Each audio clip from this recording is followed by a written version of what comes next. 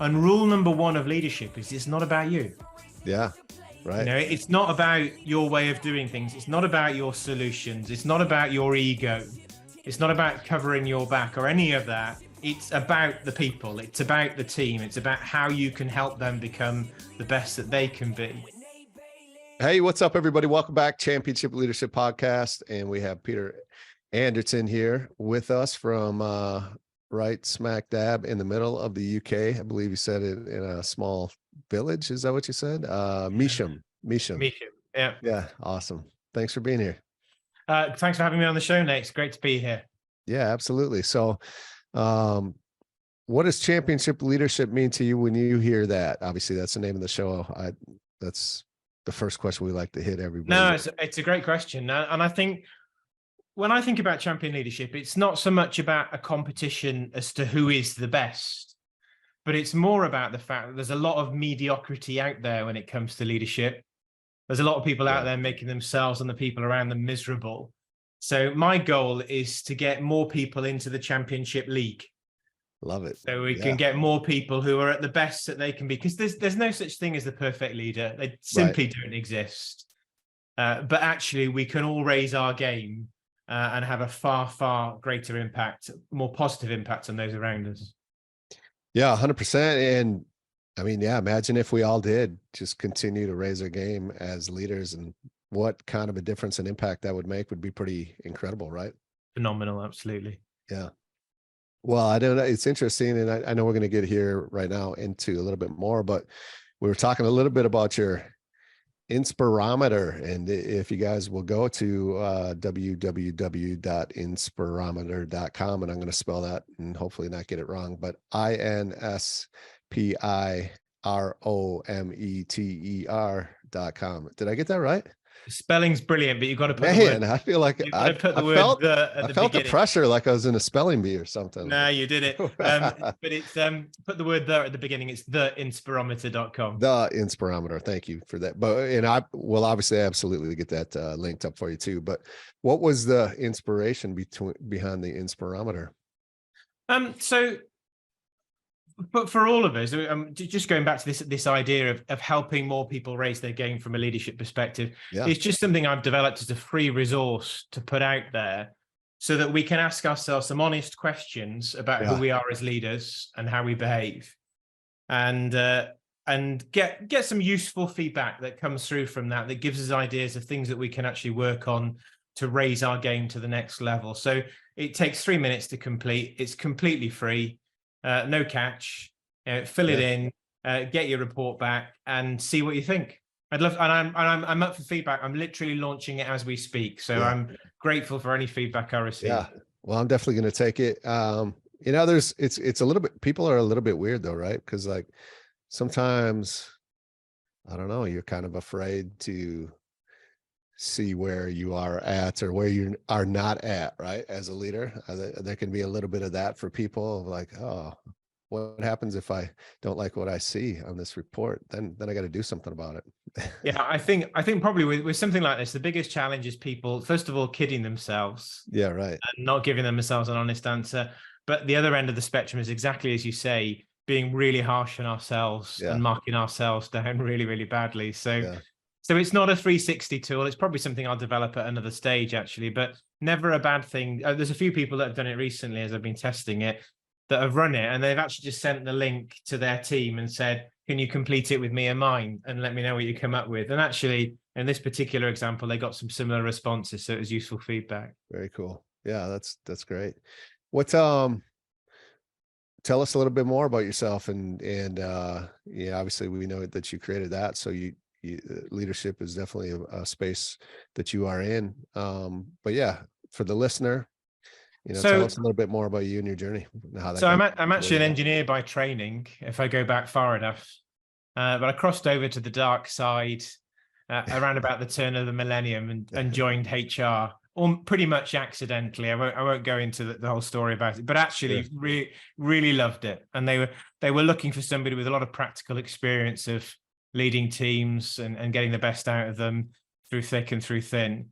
And I was brought into the HR function, and basically over a period of a number of years, worked my way through a range of different roles. And by the time I left, I worked for 3M. Yeah. So I worked for 3M, huge, obviously global organization. And I worked across organizational development across all of the UK. So I'd work with strategy, I'd work with executive coaching, leadership change, a whole range of different areas.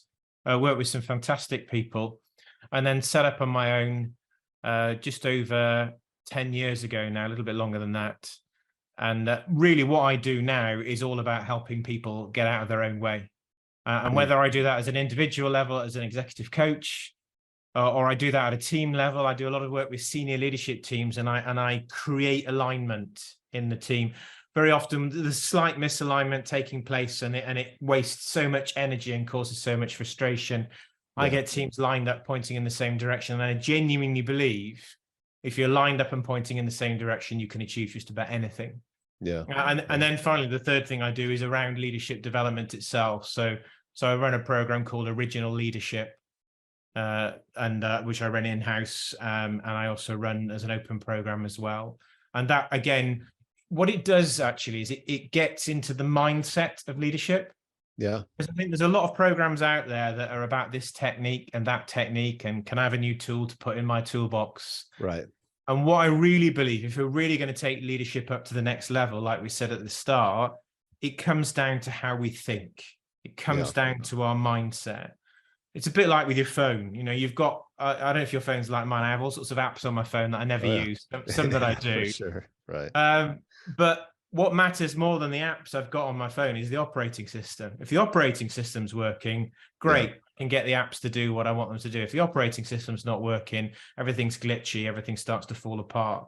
So I help leaders get the operating system of leadership right, and then we load in the apps and the techniques, the approaches that can give them what they need to move forwards. And actually, the Inspirometer is built around a framework that helps them get that, to help them really get that idea moving forwards. Awesome. Love it. Yeah. 3M. I think, I'm pretty sure it's based in Minnesota. It is indeed. Yes. Right. Yeah. Right up in the Twin Cities, huge complex up there that they have, campus or whatever they call it. But yeah, very cool. Who are some championship leaders in your life that have impacted you, and really, like, what are some of the characteristics that have really stood out from some of those leaders? And it's an interesting one when you come to sort of how do you define leader. So there's probably three people that come to mind, and one of them you would class as a leader. And I'd love to be able to find him now. Actually, I have actually searched for him but failed. I'm pretty sure he's retired now. It's a guy called James Edwards. When I used to work for ICI, and I worked for him in one of my first graduate roles, and probably my second role. And he just consistently took a chance on me. He would give me opportunities to do things that I had no experience of doing. He gave me the chance to try things and fail. And some of the things I was able to do working for him were just phenomenal. I built up so much experience in a very short period of time, and he just wanted me to go for it and do my best, and saw what happened. And I've never forgotten, the number of chances he took on me and the number of opportunities he gave me. That was fantastic. There's another guy, actually, Paul Williams. He's also retired. He was in 3M. And again, he was, I would say, he was somebody who always believed in me. So I think the biggest theme is somebody who's really got your back. And again, there were times he would push me, he would challenge me, he'd put me into situations that I wasn't entirely sure that I could handle, but he knew I could. And I continued to grow. But I could always go back to, I even remember at school, my chemistry teacher, who sadly is dead now. But just the way he challenged me and encouraged me to do better and to do more than I had done. There was a tendency I had at times at school just to sort of, I was a master procrastinator. I think most of us are, really, aren't we, when it comes to certain things. And there was a danger at times, and I would do just enough rather than give it my all. And he really challenged me to make that shift. There's probably others that I could think of, and like I said, Some of them people I've worked for. Some of them might have been teachers. Some of them are people I know just in life that I want to be more like. But I think in reality, the ultimate leader for all of us, there's elements that we pick out from other people, people we know, people from history. There's a whole range of elements that we bring together to create, if you like, in our heads, the perfect leader. Yeah. I think that is a big one. That is one that I think comes up a good amount, is you need those people in your life that I guess really have a bigger belief in you than you do in yourself, right? And you're just like, I don't know what the heck they're seeing in me, but they keep giving me a chance. They keep pushing me. They keep investing in me. And it's like, you kind of sit and wonder why, but you never really ask. And you just like, I don't know, but yeah, but it does feel good to also at the same time, right? Well, what you find, I mean, if any of us think back to leaders that we've had, and let's particularly think about managers, for example, in different contexts, and you think of the best ones you've ever had and the worst ones you've ever had, what's really interesting when you start to create a bit of a list. So like, you know, worst ones you ever had, they never listened to you. You know, they take the credit for your work, although when things went wrong, they were very quick to dish out the blame. Yeah. You know, they were micromanaging you. They didn't give you those opportunities to grow, all of those things. Right. The best, I mean, you give me a list, the best people you've ever worked for, what are the kind of things that they did? What would you say? Yeah, they did. They believed in you. They gave you a lot of responsibility. They probably gave you freedom to go out and to be able to do your job and to learn and to fail and to lead and also you know, guidance along the way too, right? To come in and help you when you needed it. Like they could see when, right, and give you just a communication level that you could really resonate with, to be able to help you see some things without having to be blatantly told, right? Yeah. Fantastic. Yeah, and I would say, you know, that's a fantastic. Yeah. And if you go through those two lists and look at what each column, if you like, has in common and what the contrasts are, what you start to realize is the worst ones, it was all about them. Yeah. They were totally focused on themselves. The best ones, it was actually about you. Yeah. Yeah. They were giving you the opportunity. They gave you the time. They gave you the support. There's a clear shift in the focus of their attention. And I'm a big believer. I honestly believe that when it comes to leadership, we've overcomplicated it over the years. Yeah. And I'd love to think that with all the research that's taken place, you know, there's so much thought leadership out there around leadership. I'd love to think we'd have made it clearer. I actually think we've made it more confusing in recent decades. Yeah. Sure. But the first rule, and for that reason, I believe everything we need to know about leadership comes down to two rules. Everything else is noise. And rule number one of leadership is it's not about you. Yeah. Right. You know, it's not about your way of doing things. It's not about your solutions. It's not about your ego. It's not about covering your back or any of that. It's about the people. It's about the team. It's about how you can help them become the best that they can be. And one of the things when I'm working with leaders from an executive coaching perspective, one of the biggest challenges and the biggest mindset shift to get across is it's not your job to deliver the result. It's your job to deliver the team who deliver the result. Yeah. And when a leader makes that kind of shift and they really get rule number one, really quite magical stuff starts to happen. Yeah. Yeah. I love that. That's awesome. That's wonderful. What is the vision for you? Because I think that's a big part of a leader, right? Casting that vision so the team can, like, as you said, go out and accomplish what it is that you're going after. So what's the vision for you and what you're up to and what you want to accomplish and really always the impact that you want to make through that?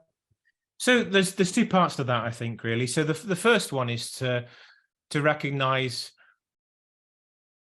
I'd love to say I've got a vision to go out there and change the entire world. Actually, you know, my plan is to change the world for those who are around me, those I come into contact with.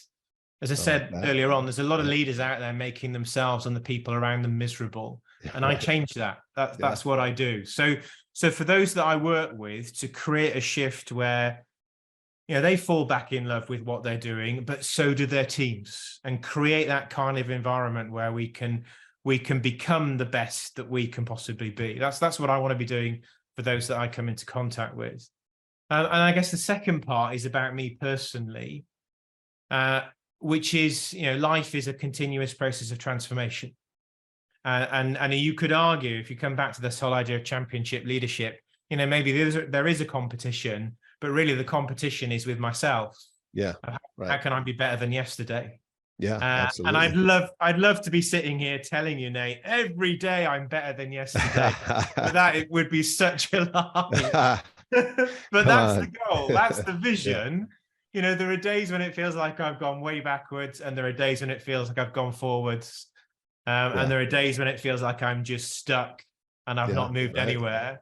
That, I guess, is real life. I'm sure we all feel the same with that. But for me, that's the vision, is to become the best that I could possibly be, and really reflect, what I'm meant to be here for. Yeah. That's great. What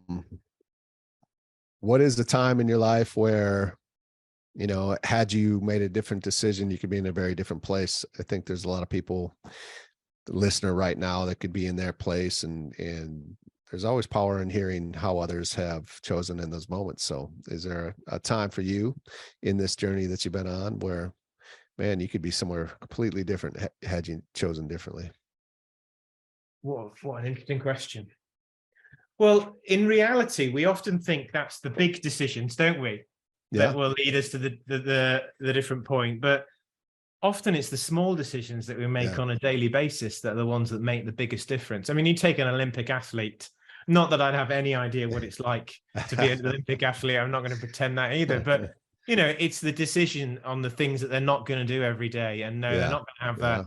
They're not going to have the fries. They're not going to have this. They're not going to have that. They are going to get up at 5 o'clock every morning. Every day they're making decisions. And I think, I know for a fact that, I think for me, it's a series of small decisions that I would make differently. I like that. Yeah. And sometimes I'm told I'm often very hard on myself because I'm rubbish at stopping and doing nothing. I'm not very good at it. But at the same time, I would look back and I think I've just wasted too much time on pointless stuff.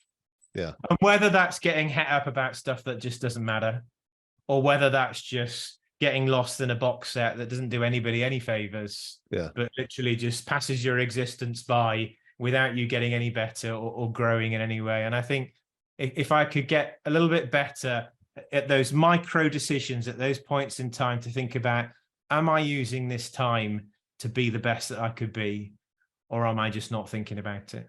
And that's probably where I think I could make the biggest difference in my life. Does that make sense? Yeah, that makes total sense. I love it. Yeah, it's you're right. Most people do kind of focus on critical moments or big moments, but there's definitely a lot to be said about just the small little moments that we can make every day.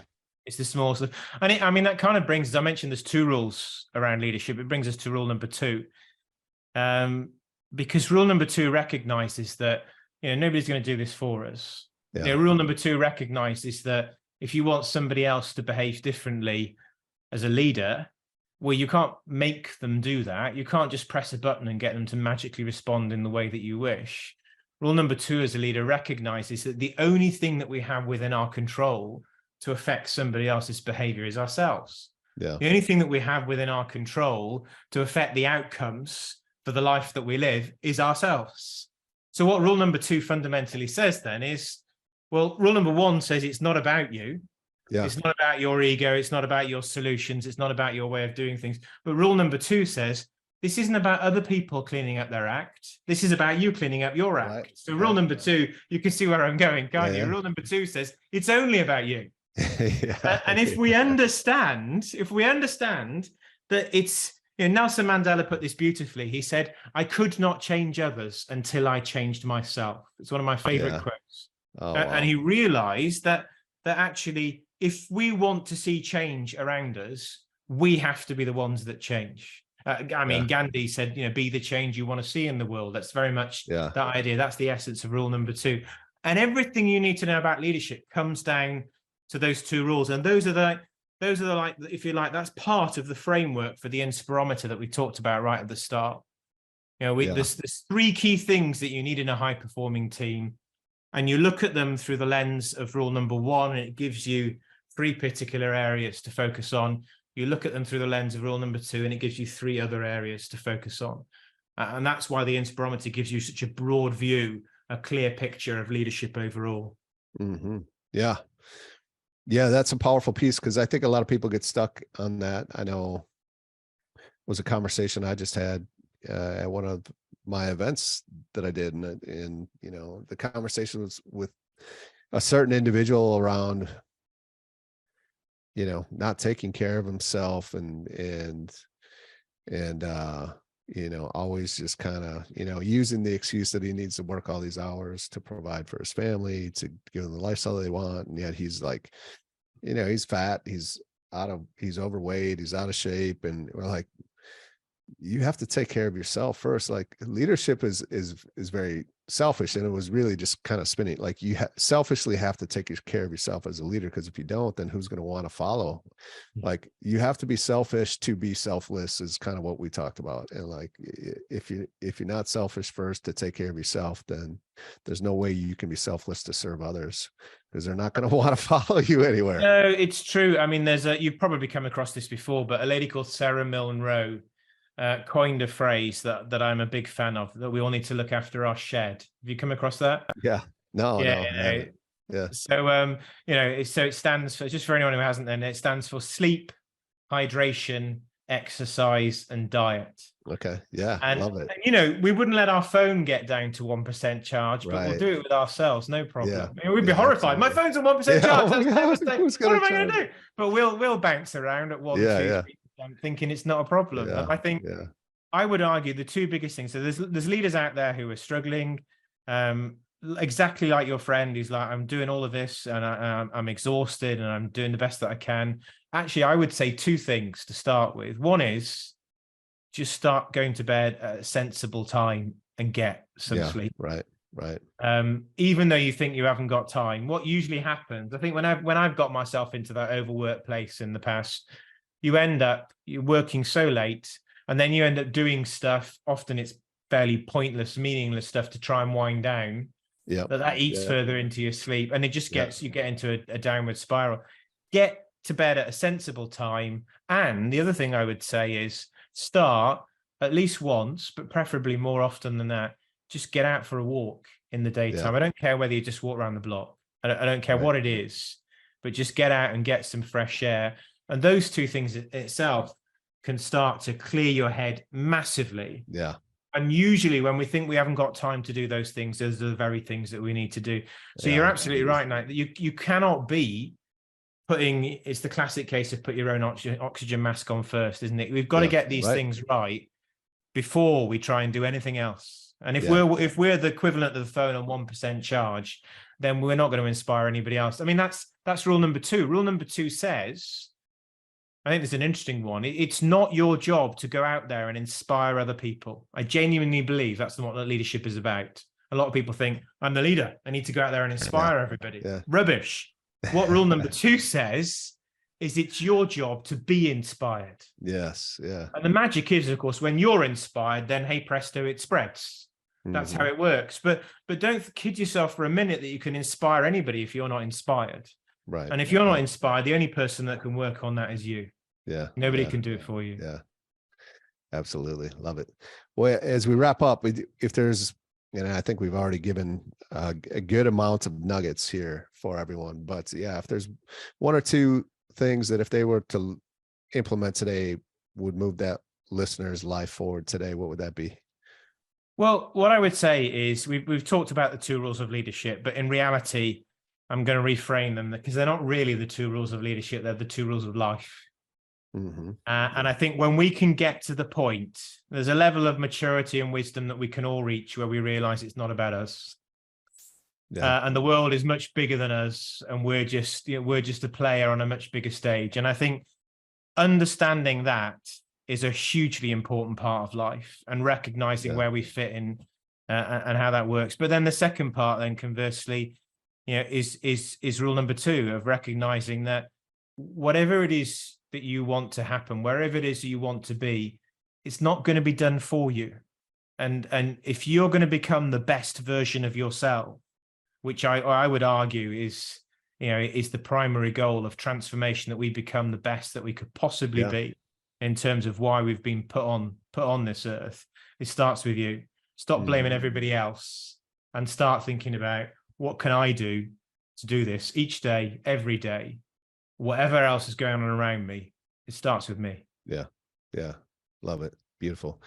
And with that said, make sure you go to theinspirometer.com. We'll get that linked up for you.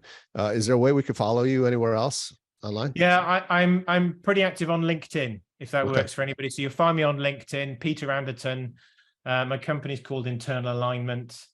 Or you'll find me on my website, which is literally just peteranderton.com. So easy to find. Yeah, really easy. We'll get that linked up as well. And thank you so much again for today. It's been incredible. Listener, don't go anywhere. Stay here. We got more incredible guests just like Peter coming up. Thanks again for being here. It's been great. Been a pleasure. Thanks very much, Nate. All the best.